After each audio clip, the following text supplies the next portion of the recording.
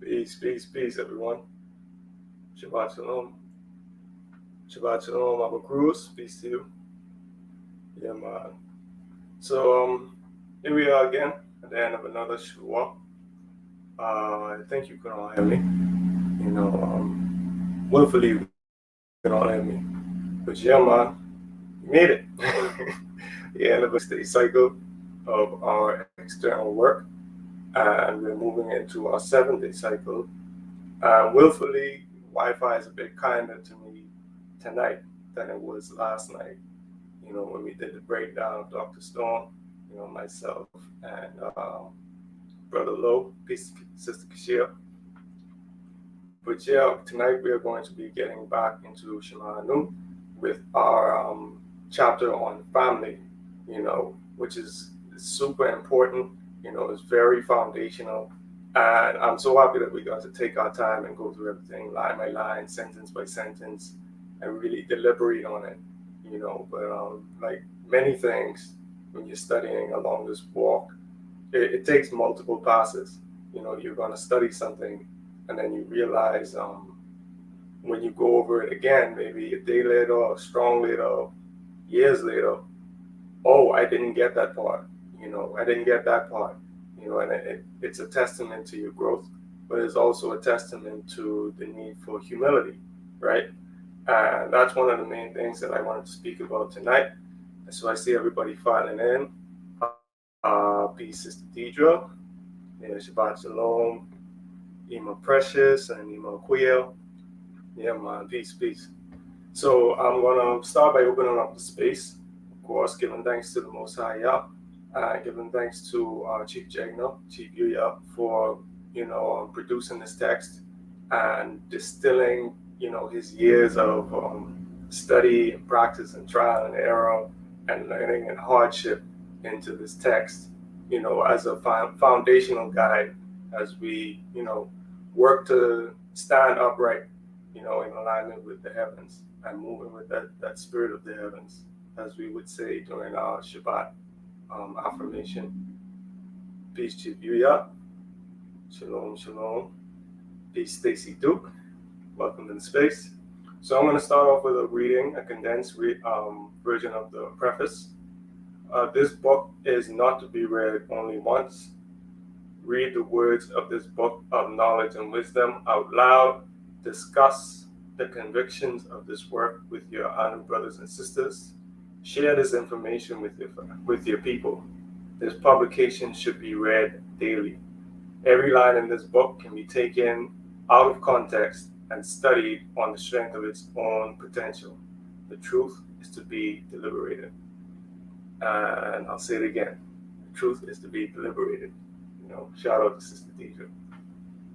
But yeah, please give thanks to Sister Kashia. Comment, like, share. But yeah, let's get into this piece on family. And as you saw in the title, we're dealing with just the concept of family units within Anu and how that connects us to the spirit of Yahuwah. And I'm going to read the preface and we can get into the build. So we do not advocate that dysfunctional individuals hasten into matrimony. It does not take more than 1 to 2 years of a person fastidiously applying Anu principles to redeem themselves to an erect posture. Anu seeks to recreate the head and body of Yah, so there needs to be family unity between men and women. Separation of those of the same familial ilk is a curse. The estrangement of that which is alike is not the original form. We must move as a collection of families to explore their sacred gifts and talents for the interest of this, for the increase of this great kingdom. Families should withdraw themselves from secular strongholds. And one of the things that stood out to me, it's several things that stood out to me, because a lot of this information is tapped on in solutions for dysfunctional family relationships.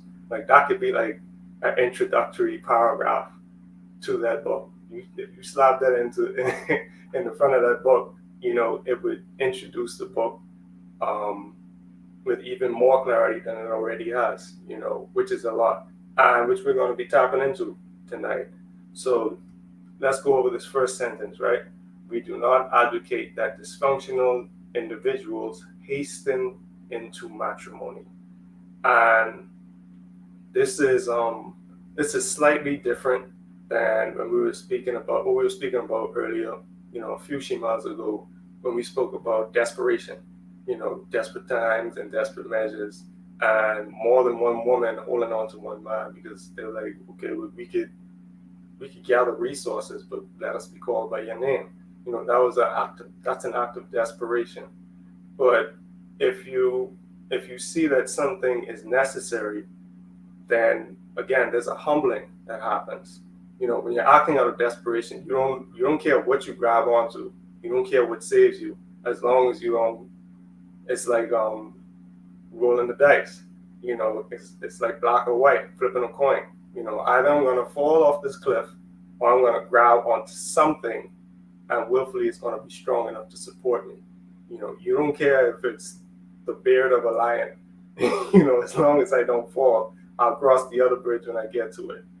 But with understanding the necessity of creating families and understanding the times that we're in, and the shifting that's happening around the world in general, not like a spiritual shift is happening. It's like you can see when a culture is collapsing if you have eyes to see. If you've been studying this work and you've been following along, Chief has really given us some gems and helped us to,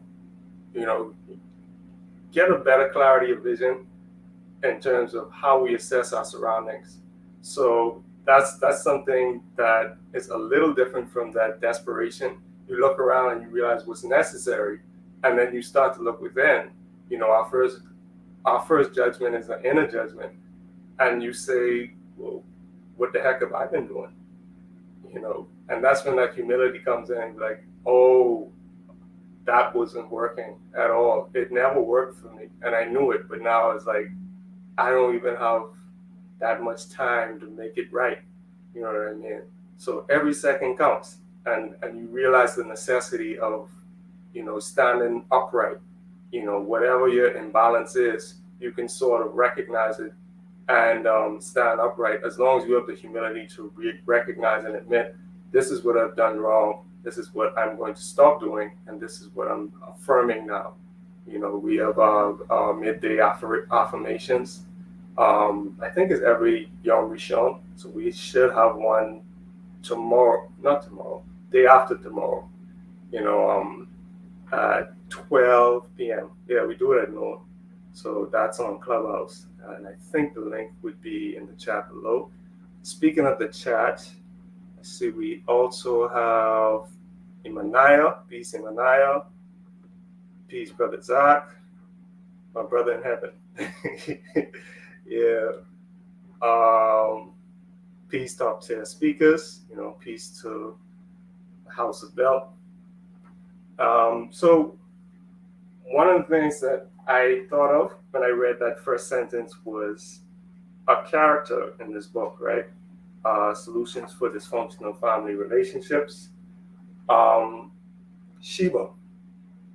She's the third character that we're really introduced. Let me see if I can find that piece now. But yeah, with Sheba, she basically she had exhausted all of her options as far as she could tell, because she had come into what she considered to be her consciousness, and she had learned what happened throughout her history that had sort of misaligned her, and she was trying to realign herself with her culture, or the culture that she had lost. The culture that she was never really introduced to. And what happens with that, as Chief had often spoken on, is that you may like deify that experience.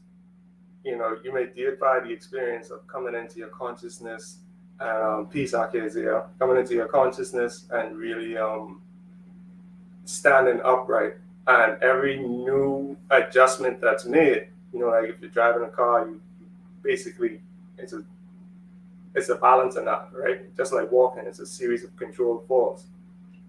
So when you realize that you're correcting yourself now, the fear of being wrong starts to become apparent if you're not humbled throughout that experience, because you realize you were more jacked up than you realize.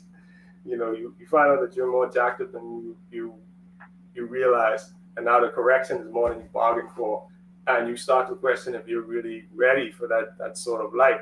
But again, if you're fastidiously applying the principles, and these principles are sound, then it shouldn't take you that long to change. You know what I mean? You shouldn't be like, I'm gonna start a new diet. I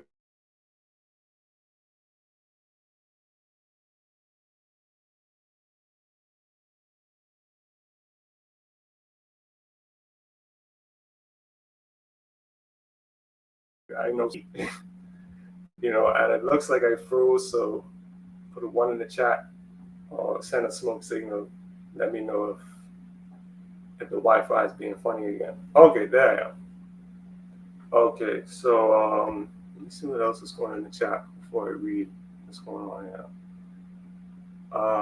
Take your time, Pastor. All right. All right, fellas. Yeah, so Chief US says, true standing upright requires the extending of the spine. Some live their life hunched over and never explore the unfolding of a lawful path, as the spine also represents our road and path and character. Yeah, definitely. When I think of the spine or standing up straight, I think of integrity. That segment that you had done, Chief, on integrity and the integral structure. So Chief says, I remember in a segment that the spine is like a K, which can be a springboard. Paraphrasing a bit too. I do not. Yeah, exactly. See, I don't remember that segment. Okay, I get up. Okay, all the ones. All right. Give thanks. All right. So you could all see me. So it starts with Sheba basically looking through an online dating service, right? And the description of Sheba is what made me interested in this piece, because it said that she felt stings of shame. She felt shame when get him, Kashia. She felt shame when she realized, like, I'm actually going to a dating service. I can't go out and meet someone. Speaking of shame, let me take that off. Before y'all start a fight. She felt shame, and it's not that she hadn't explored all of the options that she respectfully could, but sadly, she had her fill of wasteful dating excursions and failed relationships. So it's not that she's at this point now where she can't find any good men. She's used a lot of her youth and her younger years, and a lot of time going on dating excursions, which she shouldn't have gone on. Again, this is a product of the culture, right? And you can see it in decline. And where if you latch on to this, if you latch onto the system, then you're going to decline with it, right? So that was one of the things that stuck out to me, because this is a dysfunctional individual, and she could feel like her biological clock ticking. I'm looking through my notes. I heard something similar. Oh, okay, y'all tag teaming. All right. Yeah, represent for the house. All right. So yeah, she already went through all of her dysfunctional behavior, and she had invested in going out on dates and everything like that. Now she's old, and she's quote unquote at marriageable age. Even though those years have long passed, and she's like rushing to basically start a family now, but there's no foundational groundwork being laid. She doesn't even know that there is groundwork to be laid. So basically, she has a consciousness now, and she's going to use her Western form of dating to blend with this African king that she's been looking for but couldn't find on the streets. So now she's basically gone into online dating, and she found someone who may or may not be invested in the same culture, or she may not be willing to submit to his culture, which is another issue, right? So standing upright first and getting that spine first. And I cover anything wrong. Okay. Yeah, y'all have been caught in the chat. I can stay out of it. But yeah, standing upright first. That doesn't take too long. It takes like 1 or 2 years if you're really dutifully and diligently applying everything that you've been studying in the Anu way and Anu philosophy in terms of what I've just read from Solutions or 14 Keys or anything like that. So what we need to do right now is understand what that erect posture really is, and what kind of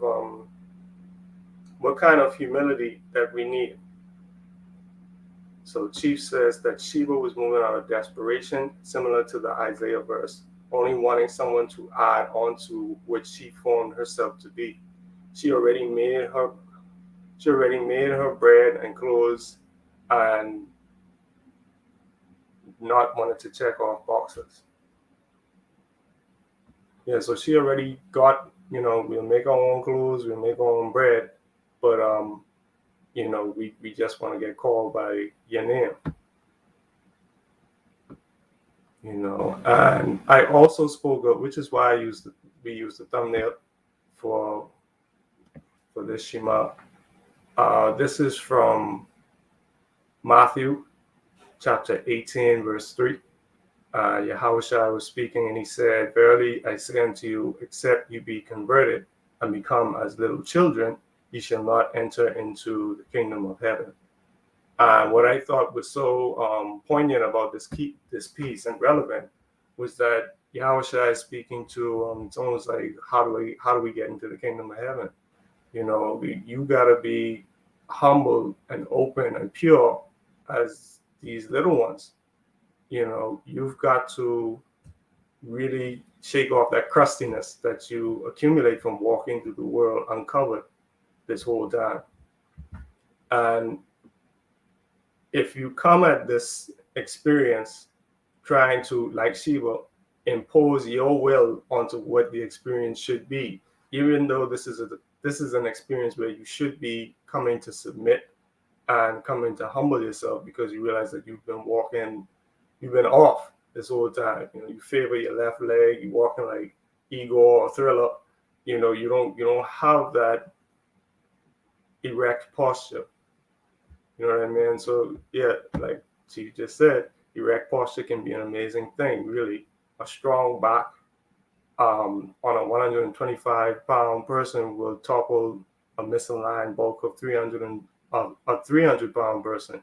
Character is the weapon of spiritual giants. Yeah, man. So just moving on, if we're seeking to recreate the head and body of Yah, and we're seeking to really unify the family, the family in our new structure is heterosexual man, heterosexual woman, babies. Okay, and then you extend that by conjoining and living around other righteous family who are moving in the same way. You know what I mean? It only makes sense. So if we're trying to get around the people who we're alike, then it's very difficult to walk upright if you're still connected to a misaligned system. Because it's like me right now, right? If I'm looking at the camera, and if I move left, it's going to show me that I'm moving right. I move right, it's going to show me I'm moving left. So I already have to think opposite to align myself to this fake image that I'm seeing on the screen. Or I could ignore that. I could just be natural. Now the image is doing what it's supposed to do, which is following me. But if I'm always looking at the outward reflection to try and align myself to that, instead of focusing on that inner light that's supposed to be coming down that I could only really tap into with a level of efficiency if I have an erect spine, a straight spine. You know, I'm gonna miss the point of everything. You know, everything I do, no matter how pure I think it is, it's just gonna go in one end and out the other. I touched on this point during the segment, the Shabbat segment, when we talked about reinventing the wheel. You know, if you're eating something and you're not absorbing what you're eating, it doesn't matter how good it is. If you're not really truly absorbing it and assimilating it, then it's going to slide right back out of you and you would have learned nothing.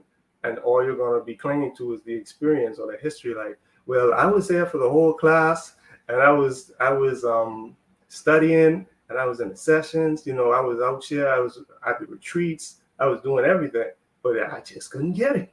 You know, you didn't get it because you didn't retain it. It wasn't in you. It just slid off of you or it slid through you. Exactly, Brother Zach. Throwing the baby out with the bathwater. And Emma Precious says that purity piece jumped out at me as well. Actually, as it pertained to the child reference in the verse, right? Also, little children have wonderment and are open. They are not stale and crystallized in what they believe they know. They are malleable as we women are charged to be under headship. Right, exactly, my precious. And that actually brings me to the other verse that it stood out to me. Speaking about, you know, aligning the head and the body of Yah. This is 1 Corinthians chapter 11, verse 3. And it says, but I would have you know that the head of every man is Christ, and the head of the woman is the man, and the head of Christ is God. All right. So here again, you see a hierarchy being established, and you also see like straight line, right? But Jacob's ladder, you have something that's connecting you to the heavens, and it's not like we say up and down because we're in a three-dimensional reality. But as Chief has touched on, you know, especially during a segment on Atomic Nation, it's inner, like, right? Or you could even say the most small.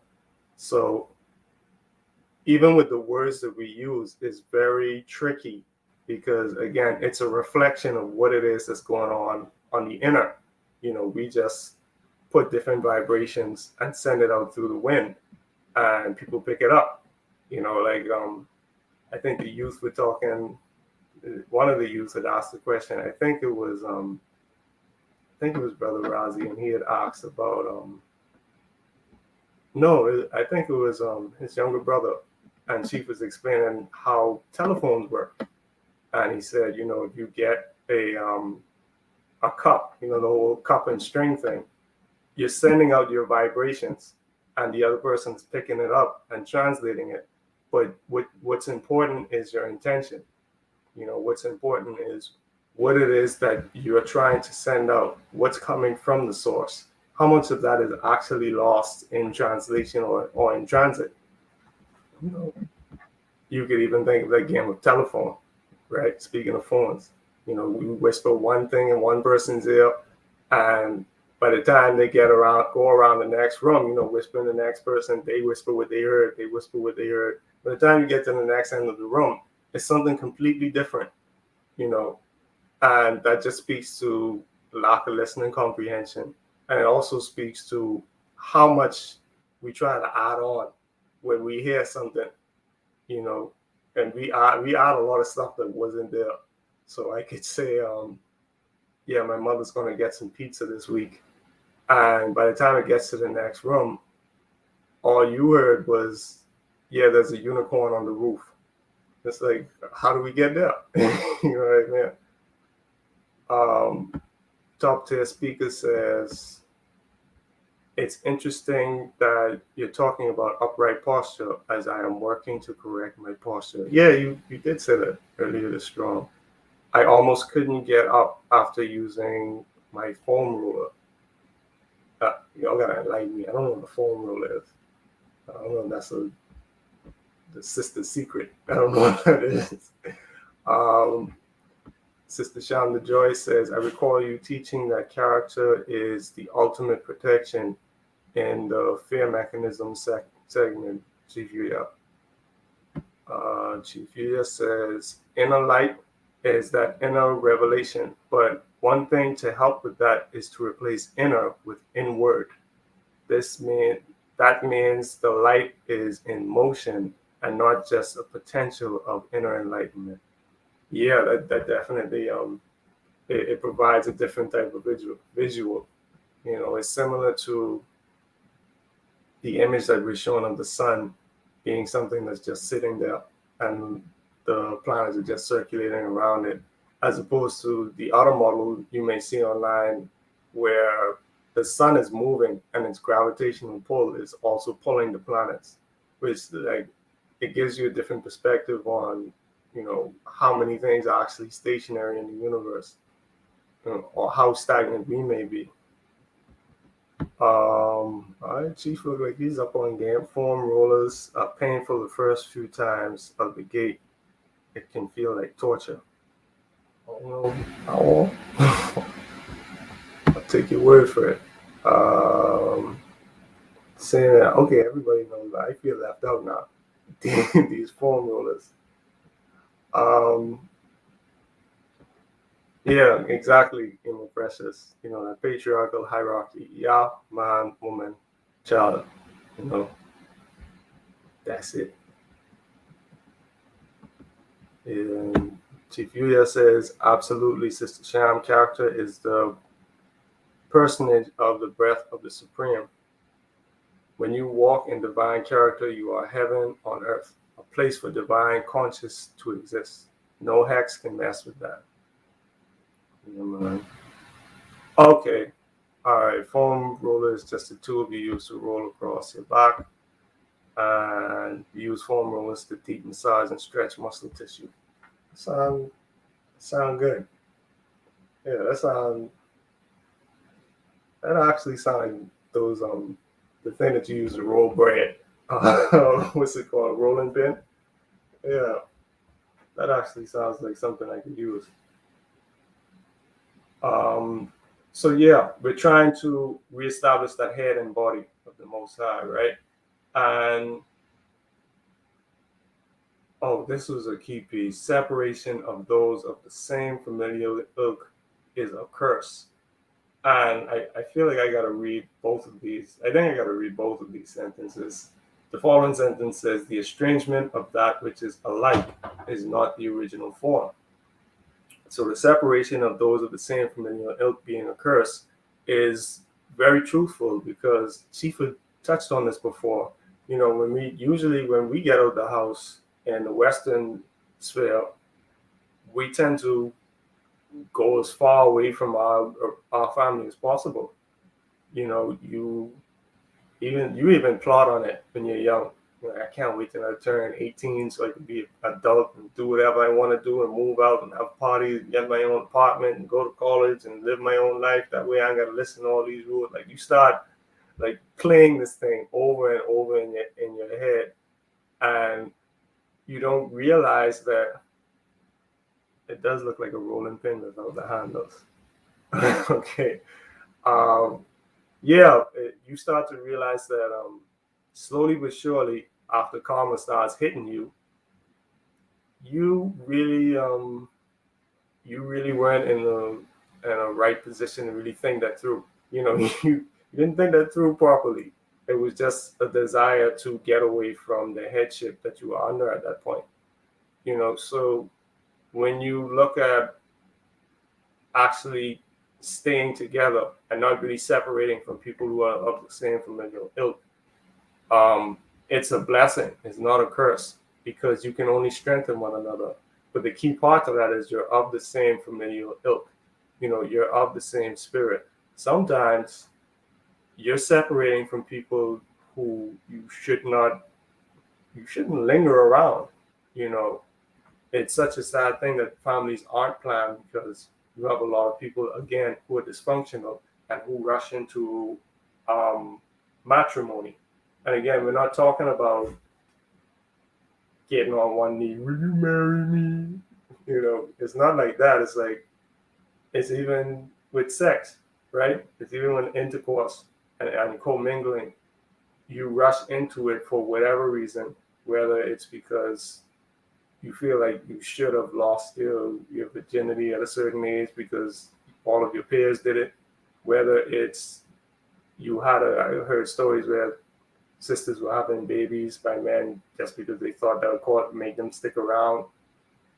You know, other times I heard that people had sex just because they thought the person would fall in love with them, or if I give it up, maybe they'll love me more. All of these things that are really ill-conceived, and they don't have any cultural base or scriptural base. They're just based off of, I don't know. Like, you would think that they'd see it enough, play out enough times that they'd realize, nah, that doesn't work. If someone says, um, maybe if I spray a bunch of WD-40 into the locking mechanism, I can unlock my house because I accidentally locked the keys in the house. Maybe if I just spray WD-40, I could just keep jiggling the handle and it'll work, but it doesn't work. But if someone sees you try that and then they lose their keys and they go out to buy WD-40 to see if it'll work for them, but maybe it didn't work for him, but maybe it'll work for me. Maybe this door just loves me more than it loves him. It doesn't work. It has no scientific foundation. It doesn't balance. It doesn't work. That equation doesn't balance itself out. WD-40 plus lock does not equal open door. But sometimes we don't really examine what it is that we're attempting to do, because we have so much desire and so much hope that maybe if we examine it, it will turn out to not be true. Like, good, but we don't want to go through that because we don't respect process. Yeah, Chief says many things are based off tradition, which is the great poison of our people in this time. Exactly. Shamu Joy says, would you say they are based on a culture, just not a righteous one? Well, yeah, culture is the way you do things, right? But their culture, what is it based on? Sometimes it's just based on chaotic thinking, moving from one thing to the next thing to the next thing. And it's so somatically driven that you'll do just about anything as long as the payoff is you feeling good or you feeling a sense of relief from whatever stress that you're in,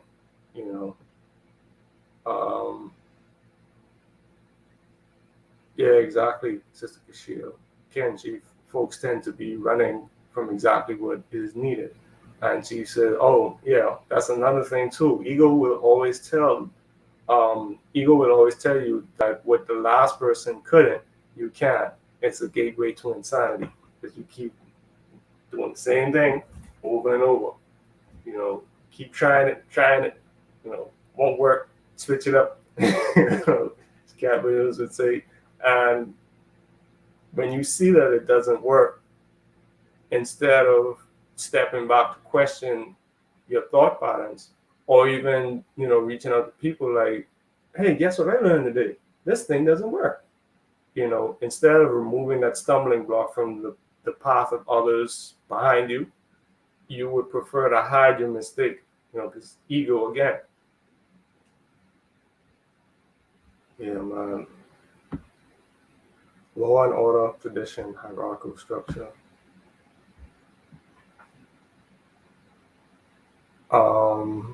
Can one blame slavery or at this point? Can you blame slavery at this point? Well, you can. You could blame anything. If I fall down, I could blame, I put on the wrong set of socks today. I think I put the left sock on the right foot and the right foot on the left sock on the right foot on the left foot. I can't even say it because it doesn't make sense. It's not even coming out right. Maybe I put my left sock on my right foot and my right sock on my left foot, so I'm all balanced now. Yeah, that's why I felt. Okay, so what? What are you gonna do now? First of all, does that have any does that have any bearing on the decisions that you've been making up to this point? Okay, cool. How long have you known that slavery is actually messed up?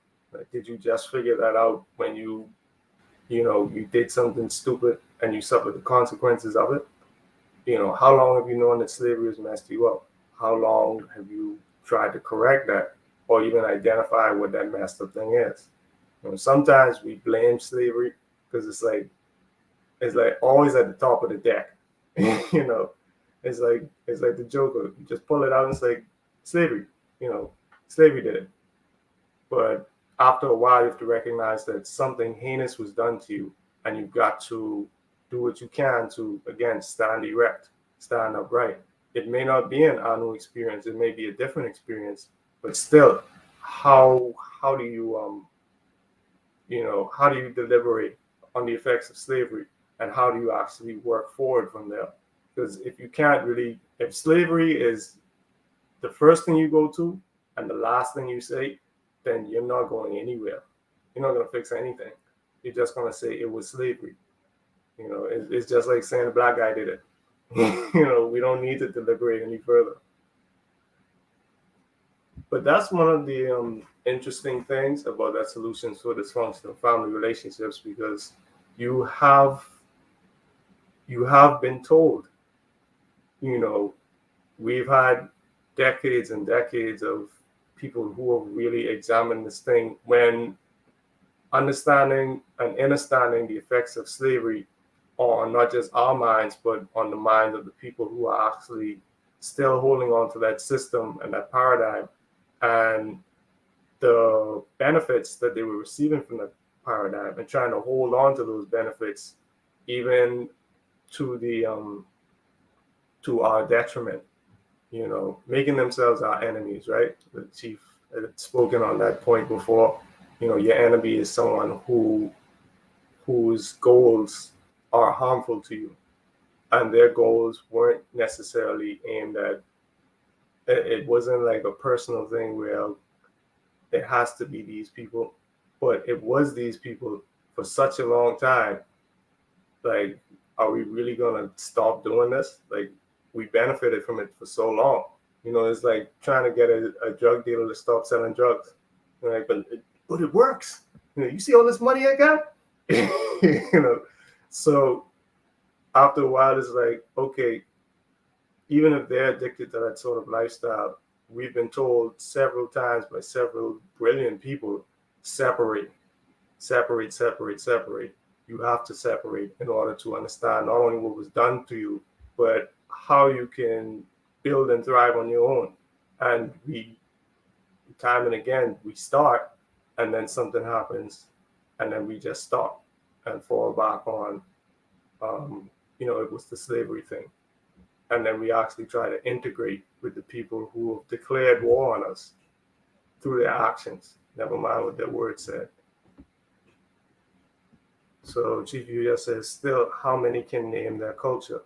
Ask a pool of people what their culture is, and you will have to define culture, because you will get answers like Christian, American, Baptist. It's like, huh? Yeah, etc. People can't define culture to even say what their culture even is. Yeah, that's very true. Right. Folks can't even identify it. Sister Sham says, huh? It's a common one. It's also brushed off dismissively. Like, who has the time to consider culture? Yeah, that's the most important thing, right? It should be where you start. Like all those things that Chief had listed earlier, Christian, American, Baptist, like those are aspects of culture, but it's much larger than that. And I think because of the way that we use this word colloquially, it sort of gets, not we, but the way it is used colloquially, it's sort of diminished to what Chief had spoken to as cultural markers. Your clothes, the language that you speak, the way you style your hair, the music that you listen to. They are aspects of culture, but they're not the culture itself. Sister Kashia says culture these days in the outer world is based off of what is trending and validates its function. Yeah, exactly. So, Brother Zach says, which would not allow one's spine to be erect, and goes back to the smaller person toppling the bigger person. At least that's how I saw it. I think I know what you're talking about, but I don't know what you're talking about. Brother Zach, which point? I mean, most of those points would speak to one spine not being erect. If you can't identify your culture, if you lean on the word slavery as like a crutch, or you lean on oppressors, or all of these fly statements. Oh, Chief put that in the chat. Okay. Yeah, a lot of people lean on a lot of fly statements, like Sister Kashia had said, whatever's trending, stay woke, Black Lives Matter, it's a bunch of them. I can't keep up with them. Sister Deidre says, since we've been told we really can't claim dumb, it's more like willful stupidity.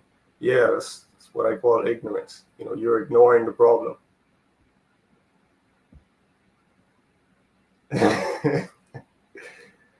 All right. So I caught up with the chat. Yeah, Naya, you've been summoned to produce some notes, whatever notes they may be. All right. So the estrangement of that which is alike is not the original form. We must move as a collection of families to explore their sacred gifts and talents for the increase of this great kingdom. And that goes back again to actually being able to identify your culture. What are you building exactly? What is your kingdom? What is your end goal? What is your destination? If your destination is just to get through the day, then you don't have a clearly defined culture. You have a culture that's been given to you, and you've just been accepting what may come the whole time. You've been accepting a durational lifestyle. Whatever happens, and you just have to deal with it. Oh, okay. Oh, the water's off? Oh, okay. I guess we just have to, do without water. Oh, there's an eviction notice. Okay, I'll go to the bank and get a loan.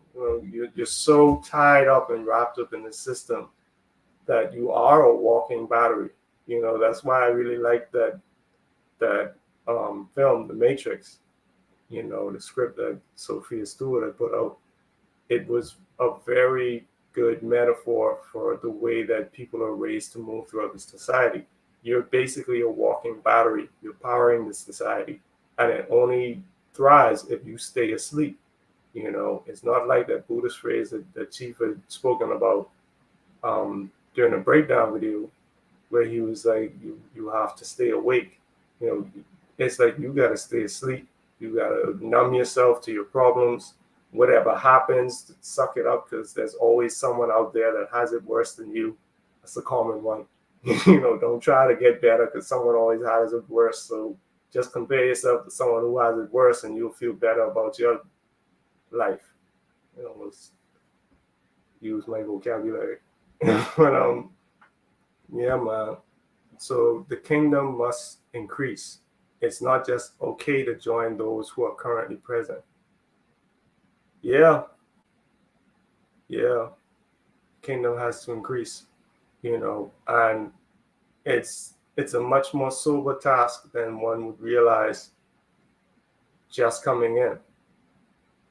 If you just came in, or if you're looking from the outside and you're looking at something that seems to be moving, and it's like, oh, I want to get on board with that. But if you use the train model, if you follow and you jump onto the car and you finally make it on the train, even though the train is moving, you can't just like sit on the car now. You can't just lower your your straw hat and put a piece of straw in your mouth and fold your arms and take a nap. You got to get to work.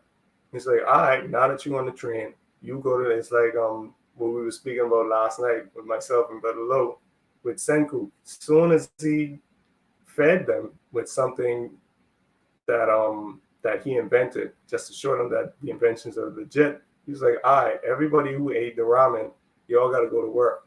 So y'all with me now. So yeah, y'all jump on this train. You got to get to work. All right, you in the engine room, you got to make sure that the tracks are clear up ahead. You got to get on the radio to make sure that we don't collide with any other trains. We're moving, so you got to make sure that you can find a place to start working. Doesn't matter where you start initially, because your talents are going to show, your character is going to show, and you're going to be, placed accordingly. Let me see.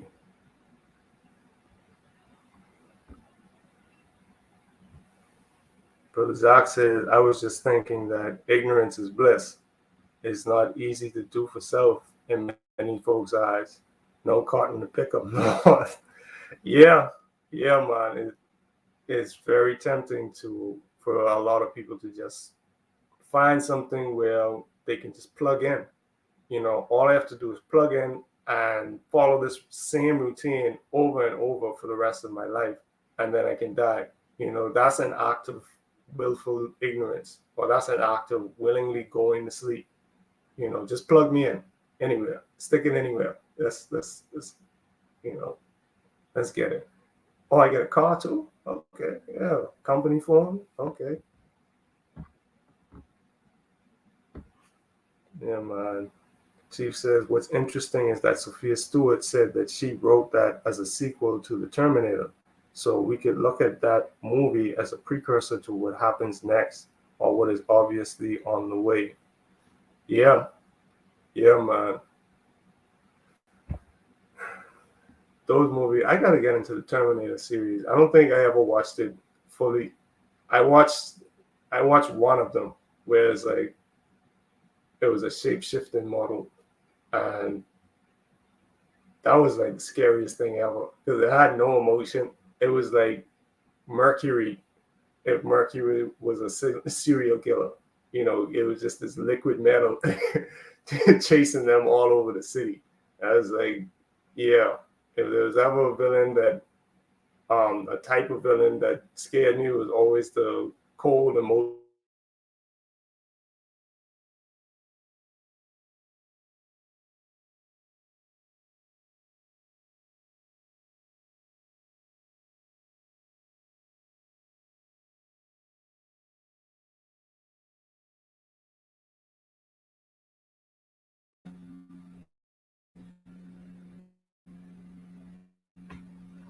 Yep, there we go. It has begun.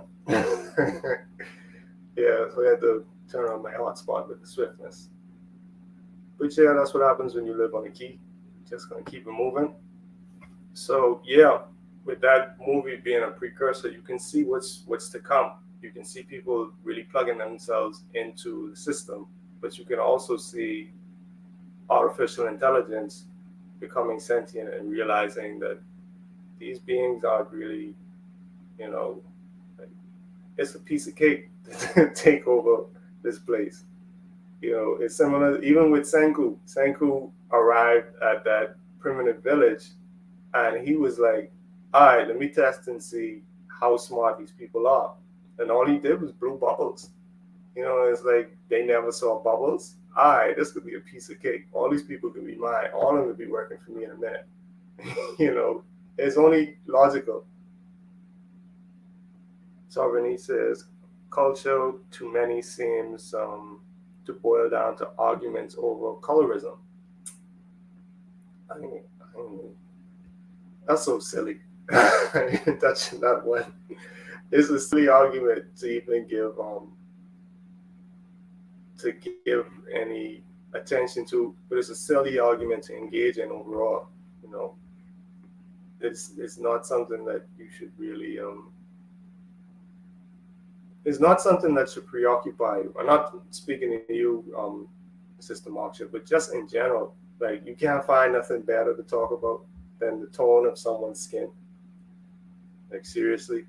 But again, your culture isn't the color of your skin. Your people aren't the color of your skin. You know, Chief had always said that all skin ain't kin. You know, if all skin ain't kin, then that means that people could be darker than you. And what does that mean? That the darker someone is, the more virtuous they is. The lighter someone is, the more wicked they is, or vice versa. And it's stupid because there's no resolution to that argument. It's just something that you could get emotional about and pull out of your pocket. That's like the second card in the deck, I think, Brother Zach, right under the slavery card. Brother Zach says that story can be defeating with Sophia Stewart. It's like, what do you own when the bully just takes it? Which would add to some just giving up. Yeah, but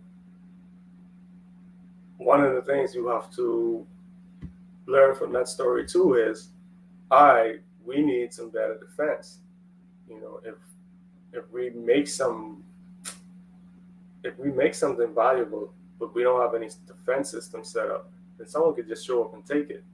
You know, I think it was a joke from Bill Burr, but he was like, I want to be interested in the prepping thing, but it's like, I have to, if I do all of that stuff, you know, I got to get a gun, because otherwise I'm just amassing a collection of stuff for the toughest guy on the block.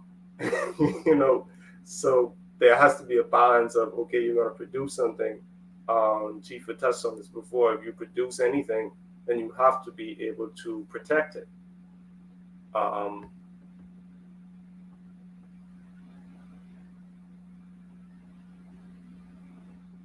let's see. I think I'm almost caught up. Chief says there's a time for rest. If you stay, quote unquote, woke too long, you will begin to hallucinate. Blinking the eye is needed for processing, but we can't rest when surrounded by disagreeable frenemies. Yeah, exactly. Exactly. Anyone who's ever pulled an all-nighter would know you don't rest. Like, your body can rest for you, whether you want to or not. You doze off at 1 p.m., you pick back up, it's 4 p.m., and you don't know what you were doing for the last 3 hours. You know, and it's not 3 hours of rest. It was like your reserve tank just got filled up.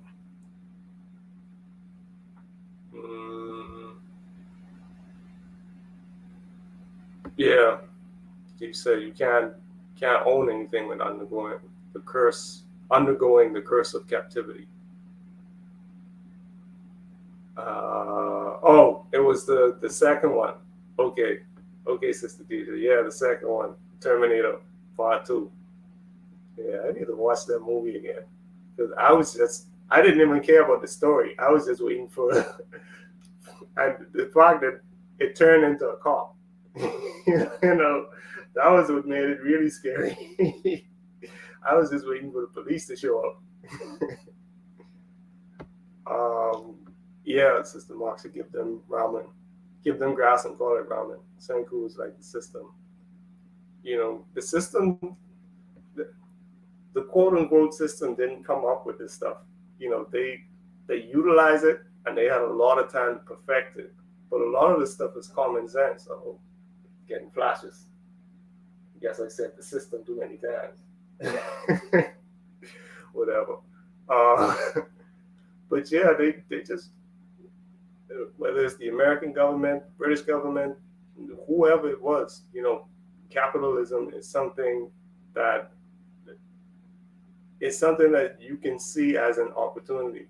You know, like if you're walking up the street and you're walking behind someone and you see like $100 bill hanging out their back pocket, and it's dead loose, like it's down there falling out, and the breeze picks up. You know, it's like, you know, if I don't reach for this $100 bill, the wind is going to take it. You know, someone else is going to get this money. So what are you going to do? You're going to tap them on the shoulder, excuse me, it's $100 hanging out your pocket. You know, you could, or you could take it. You know, is options. is what I'm saying. So when you realize that there's options in your life, and you realize that there's consequences, for your actions, like every action has a reaction. You can tap them on the shoulder and say, hey, listen, $100 is hanging out your pocket. Fix your money. You don't even have to pull it in. It's like, excuse me, just tap your back on. It's like, oh, okay, thank you. Like, there may be a consequence for you taking that money. It may not be. There may be a reward for you taking that money. It may not be. It's like those stories you read where someone finds a duffel bag with $1 million in the bush, and they turn it into the police. You really, what do you think the police are going to do with that money? Who does this money belong to? Maybe there's someone's buggered location. Maybe they dropped it. You don't know what happened, but you picked it up and you gave it to someone else. Maybe you should have left it. So how do you know what's the right thing to do in that situation? And that's the thing about the quote unquote system. They take advantage of whatever's going on to advance their agenda. They're like that machine. They like that cold calculating cop. Like, he doesn't care what happens. I have this one mission: destroy John Connor or Sarah Connor, whoever it is. Yeah, Bill Burr. I like Bill Burr. Yeah, he's excellent background noise when you're working hard or something. You catch a joke and you relax a little bit. Yeah, grass is better than ramen plastic noodles. Yeah, I always thought they were like, you might as well be eating candle wax. Can captivity be akin to trapping a god by making it human? Well, what's a human, and how do you trap a god? Yeah, I don't know how to approach that question, so I'll leave that there.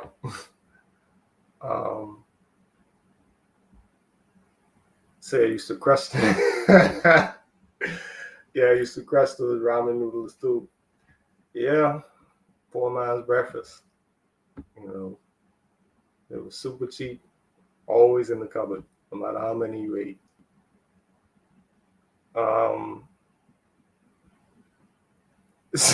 Green Dallas. Chief says it's such a small thing, but we tend to forget that we are ever being watched. Other humans are not I think it's ministers who measure our karmic responsibilities. The divine watches and then rebalances, right? Albert Cruz says, Brother Zach would often remind us of the Matrix dinner scene, when he says, I know that the steak isn't real, but the infamous but, the silent part. Many do not want to leave the lie, or the system. They are the slave that keeps coming back to the porch. Yeah, that's very true. A lot of people are very I'll use the Dr. Stone example again. Do you see how many, for those of you who watched it, do you see how many people defected to Senku's side just because he was able to show them something familiar? Some of them went over to his side just because, he just saw that, okay, this dude is able to provide people at least some of the comforts I used to have, and Brother Lowe made a good point. A lot of them went over to his side because of nostalgia. I'll reintroduce you to the singer that you thought was lost forever. I'll reintroduce you to electricity and heat and light. Chief Yuya says, God traps itself in the shell of humanity to undergo a perfect process. The captivity of the nation of original people of El was not by active choice, but consequence for compromised character.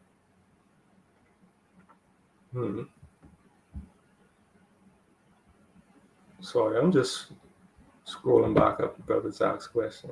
Can captivity be akin to trapping a god and making it human? All right, so That would respond. That would answer that. God traps itself.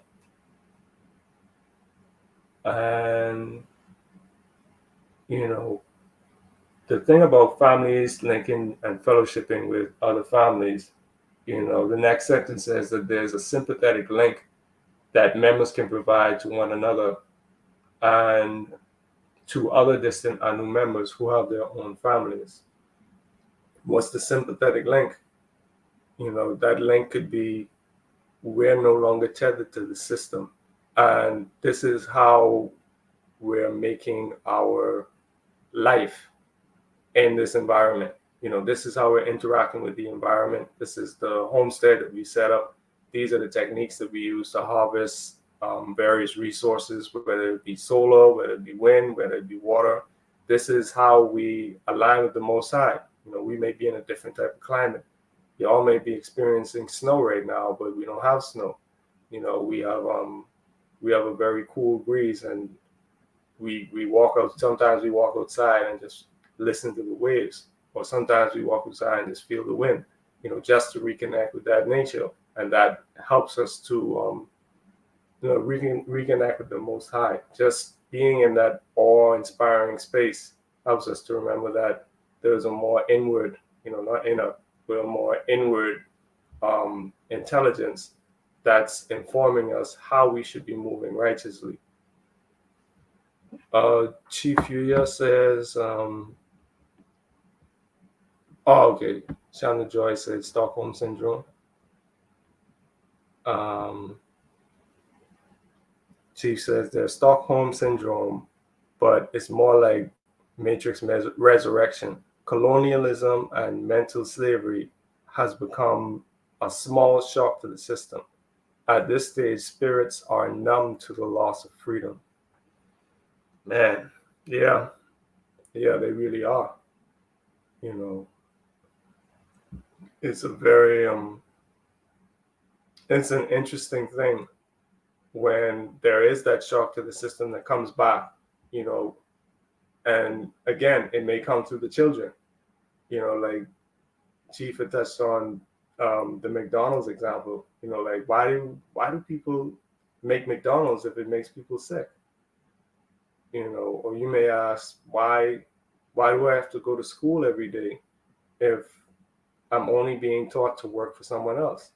When you realize that, all of those goals and dreams, that you may have come to the planet with, and you may have been talked out of, maybe it was a benign sort of thing on your caregivers or your teacher's part, but they may be like, don't do that because you won't get this, or don't do that because you won't get this. They don't even ask you why you want to do it. They just assume, okay, the only reason someone would want to learn that is because of this reason. They don't know what that inner voice is saying to you. And before you can even have a chance to form a relationship with that inner voice, they snuff it out because it's not good for the system. What you need to do is do this, this, and this. Go to school, graduate, get a degree, go back to school, graduate and get that degree, then go back to school again and graduate and get a doctorate. Once you do that, then you can teach kindergarten. Yeah. Not to say that there's something wrong with kindergarten, but I thought the promise of this college thing was that you could make money that help you set for life, not that you could get a regular job that you could just forego college and get it now anyway, especially with the great resignation. Everybody's looking for employees until they can get this automation thing sorted out. Paco Bahamas, gotta give you the plug, our cruise. Paco Bahamas says, we were told that not to do so. We were told what not to do so that we could live the divine formula. We did the opposite, so now we are unable to work the equation properly. We must start over. The watchers require we show our working. You know what? That's an interesting terminology. It's all mathematics, spitting. And the showing your working piece is critical because it's not like when you're in school and you do work on a scrap piece of paper and then you then you go and, put forward your work. And it's not like if you're in a play, like from my experience, if you're in a play and you go through the dress rehearsal, you go through practice rehearsal, and this is practice, so this doesn't matter. All of it matters. All of the what you do on that scrap piece of paper, the thought process that you have, it matters, because now you may repeat that same thought process when you do the actual quote unquote test or do the actual work. Even though you're technically not producing something, you're just showing someone, okay, I kind of understood what you were telling me, but I'm not really going to use this to build a robot. I'm not going to use it to build a spaceship. I probably won't even use this to do my taxes. I'm just learning this thing because I need to get a grade. And that's the thing about the divine formula. No matter what you do, it is your working. Even when your thoughts are your working. There was this. I was thinking of adding it to the list of anime, but it's still my favorite anime from the '90s, called Yu Yu Hakusho, and this is sort of related to what we're speaking about, what you had just touched on, Albert Cruz, because the teacher of this of the main character, this is a teacher archetype. She's just as rough around the edges as he is, and she tells him that in order to graduate from her school, she is basically going to pass on all of her spiritual energy onto him, right? But in order to receive that, he had to be willing to take away her life. So he was like, what? And she was like, yeah, it's the only way. So you ready to kill me or not? And that was like a shock again, because he had the freedom to choose now. Like Chief was saying, a lot of us are numb to the loss of freedom. So now here it is, he has the freedom of choice, and he can choose to receive this power, which he was in desperate need of, because there was an opponent that he was facing where if he lost, everybody who was connected to him would basically die.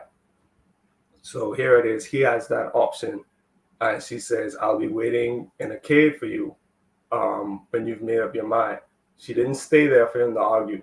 So she left, and he thought about all of the things that she had taught him, and he eventually followed him. He found her in the cave, and she was like, have you made up your mind? He doesn't really respond, and she's like, okay, let's get this over with. So eventually he says, I can't do it. I can't go through it. If becoming more powerful means I got to take out the only person who ever taught me anything useful, I'd rather take our chances of fighting as a team. And he goes to turn around and leave. He basically calls her crazy. And she's like, you answered correctly. And he said, did your hearing aid fall out? I said, I wasn't going to do it. And she says, you give quite a speech when you're ready. Because he's always a slacker. Like, that's what she says. It's the only way slacker. So she's like, you give quite the speech when you're ready. But do you really think that I would give my power to a student who would willingly take his teacher's life to gain more strength? And then he's like, where you going with this? So she's like, at the same time, I couldn't, give my power to someone who would reject the idea immediately, because this isn't for sissies, And he was like, you mean to tell me I said all of that touchy-feely stuff for nothing? He starts groaning and complaining, and she says, no, it wasn't for nothing. You're going to remember everything that went through your head. And that's a part of your working as well. Your thought process, and the thought process that you continue to allow yourself to go through, that is what guides your actions under pressure in the moment. Like, these are the things that you're impressing on your spirit, and those are the things that are going to come out, when your character is tested. Like Brother Zach always says, you don't know what's inside a tea bag until you put it in hot water. It's, I love that quote. But yeah, man. Chief Yuya says, freedom requires maintenance, as does any destination of residence. Freedom is a house that requires upkeep. Slavery, like military service and incarceration, only requires submission. Right. And this is key for the final sentence. where it says families should withdraw themselves from secular strongholds. If you're withdrawing yourself from a secular stronghold, how do you envision that happening? I shouldn't put that as a question. But how do you envision that happening? Do you think you're just gonna live comfortably and slowly amass what you need to amass, and then once you've gotten your house and paid off your mortgage, then you could be like, okay, I'm off grid now? Or is it something where it's like a guerrilla sort of thing? Someone just told you that they plan to blow up, something close to you. Do you stay in that city or do you leave it? And these are some of the questions that we tend to skip over, or we tend to not want to dwell on, because it's like you feel powerless in that moment. It's like, what can I really do? Like right now, what can I do? What do I have to let go of? And it's it's a very important thought process that you should allow yourself to go through. I wouldn't change the topic in your mind mentally. Sometimes we do that with other people. We do that with ourselves a lot too. Like if you're talking to someone and you and another person are having a deep conversation, but someone else is in the room and they're not necessarily used to thinking on that level. So they try to interject, but they interject with something that has nothing to do with nothing. Like no one was talking about it. And you're talking, and again, slavery is at the top of the deck. It's like, all right, so what you're saying is we need to separate from this society and go off and build on our own, establish families, and build together and cultivate our own resources. Yeah, that's basically what I'm saying. It's like, how does one do that? It's like, we can't do that because slavery and the white man, and they just go off on a tangent about something you can do nothing about. And they do that because they don't want to think about actions. They want to think about being a victim. Again, that incarceration, that even if it's mental incarceration, you still only need to submit to it. As soon as you feel a little tingle in your stomach that says, yeah, derail that conversation, you do it. And you don't even think about why you do it.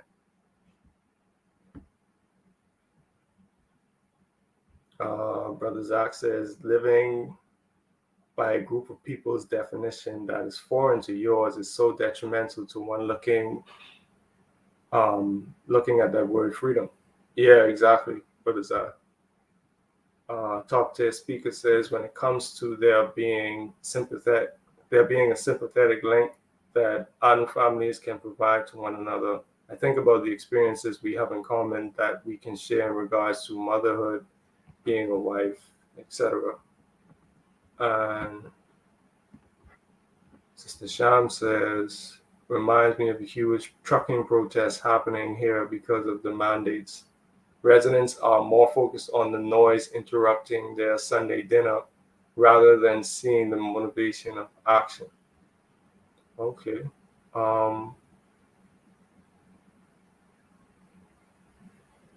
Okay, so you're saying that they're more concerned about the disruption of their comfort than, actual action being taken.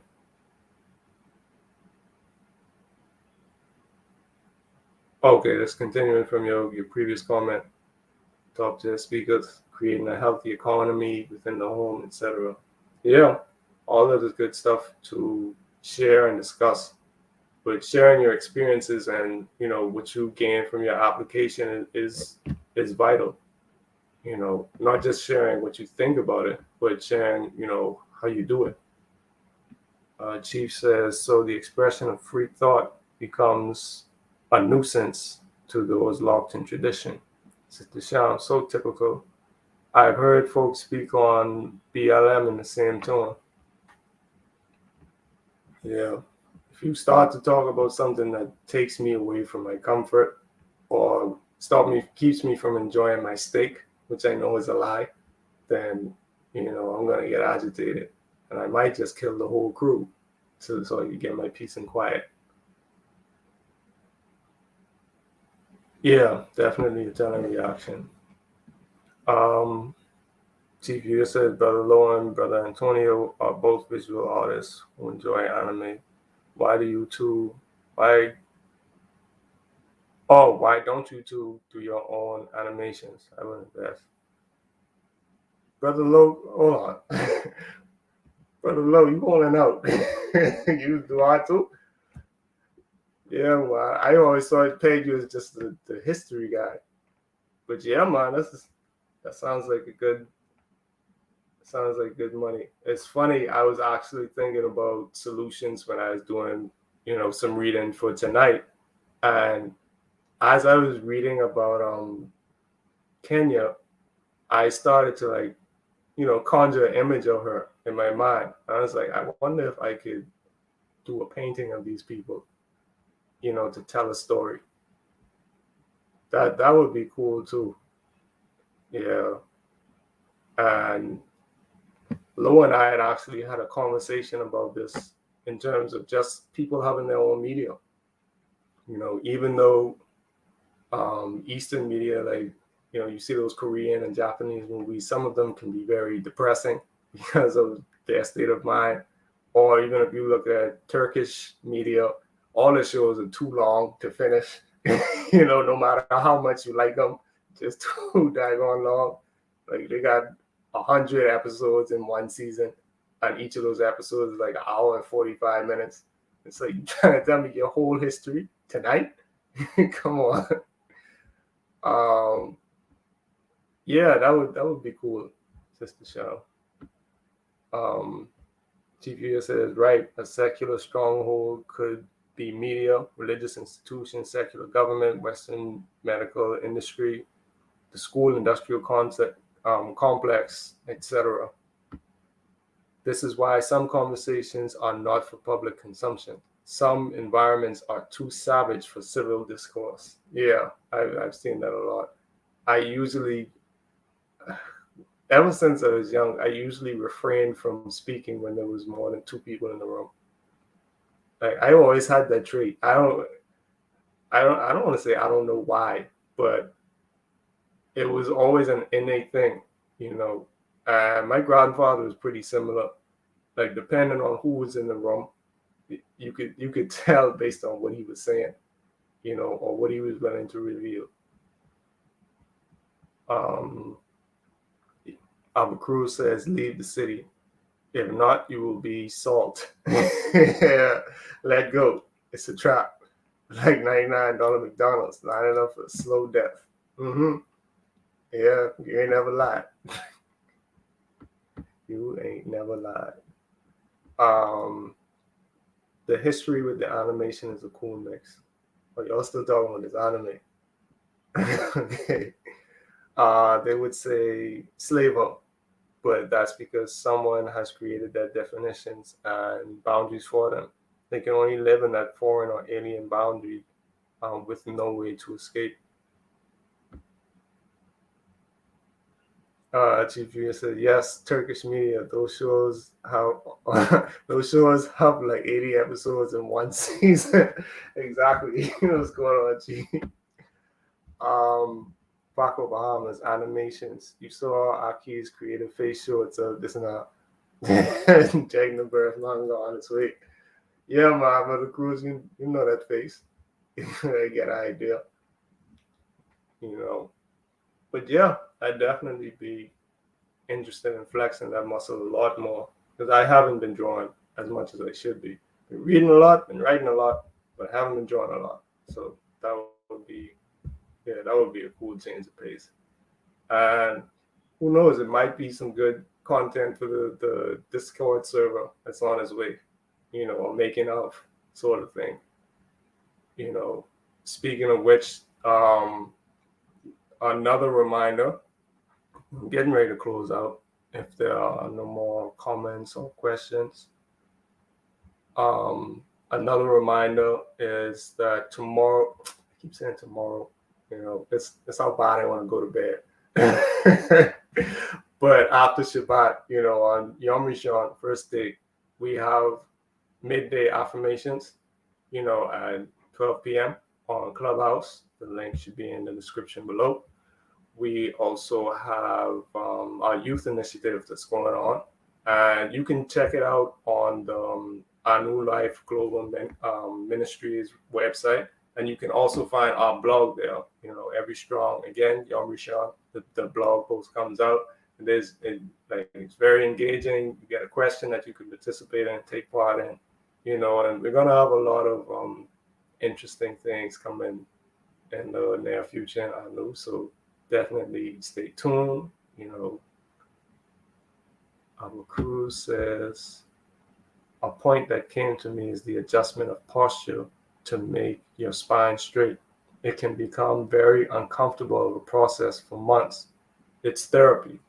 Yeah, you might even need a foam roller. You might even need a foam roller. It's uncomfortable too because of muscle memory. Your muscles want to. No link is in this here description, so all right. So we gonna fix that.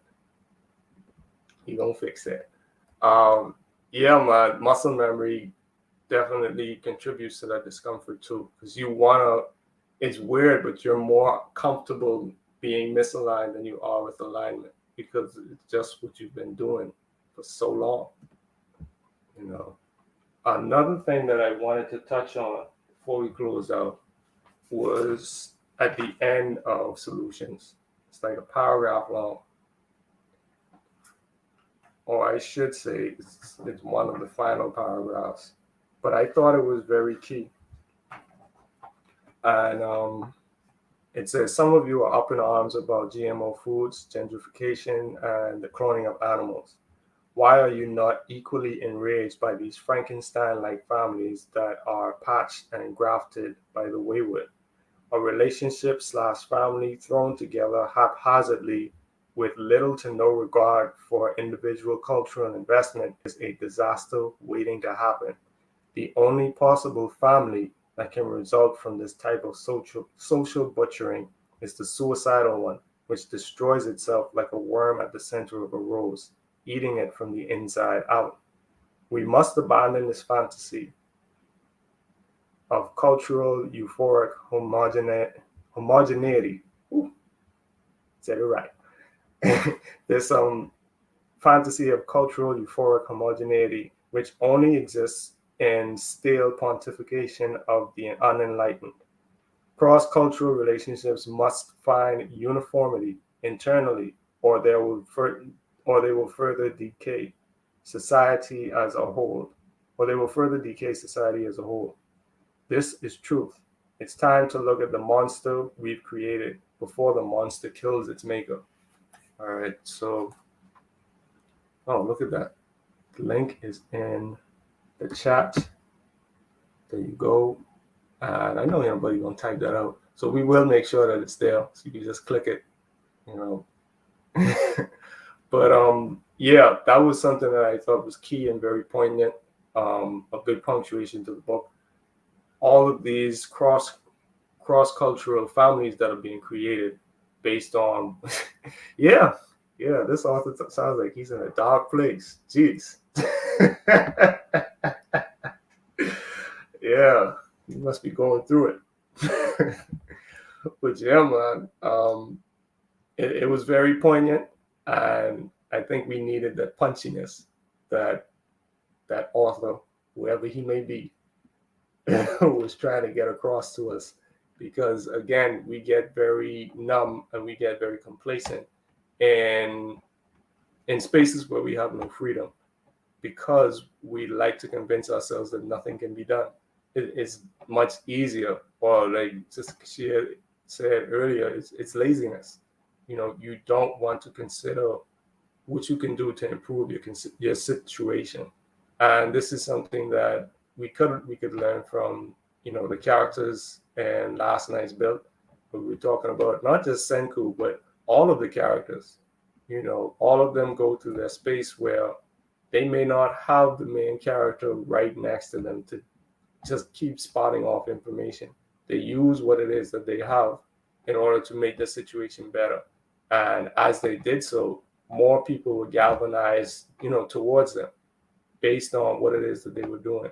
They wouldn't have needed the craftsmen if they weren't making anything. They wouldn't have needed a product designer if they had no products. So it's very important to get your family together, get your homestead together, and as you and your family build, you're gonna automatically draw people to you. Like they're gonna see your light. Like Chief would use the example of those podcasts and those Chief Speaks episodes on enlightenment and transformation. They're like the back signal. Whoever was on that frequency, they heard it. And those who chose to ignore it, they ignored it. Those who chose to heed it, they heeded it. For however long a time, and the longer a person heeded it, the closer to the truth they got. So that should tell you something, right? But yeah, that was basically all I wanted to share. Willfully, that author's in a better place now mentally. Deepak Bahama says in both the Red Road and Midday Affirmation segments, Chief speaks of the need to acknowledge the demons so that we can be liberated. We must admit that we love the state before it gives us cancer. Right. Yeah. Yeah, man. Even looking at the steak practically, like, why do out of all the stuff that I could eat, why am I choosing this? Why am I addicted to this? Is this giving me something that I think I might need? Is that where the root of the issue is? And maybe it's not the steak. Again, it's the thing that's driving me to eat the steak. What was driving Cypher to eat the steak was his desire to be ignorant.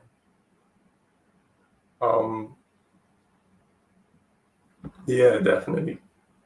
Cat's out of the bag.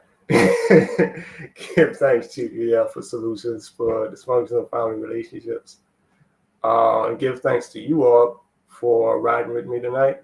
Give thanks to everybody in the chat came through. Everybody who's going to be coming through later, like Free Game Podcast. Peace to you. And peace to you. We're just about to close out. But yeah, that's I don't wrap up too well. I usually say 3 times because I really just want to say bye. Yeah, man, join us next time.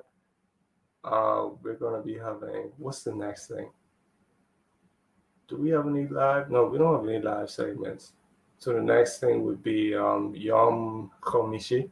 We would have Brother Lowe coming back with, I can't remember the name of this movie that he's covering.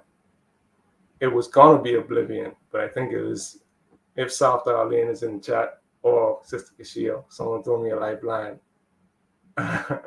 Brother Lowe is doing his breakdown as usual, and then we have SHEMA again. Yeah. My wrap ups are like Reverend Porkchop. And another thing, always come back with another point. Yeah, right. No doubt, a book I wrote on 2 Legal Sides No Pride has served as a reminder of proper structure to me too. You don't want to give thanks. Yeah, but all right, I'm about to head out. Peace to everyone. Enjoy your Yom Shabbat. Rest up. We got another 6 days of work ahead of us. Peace.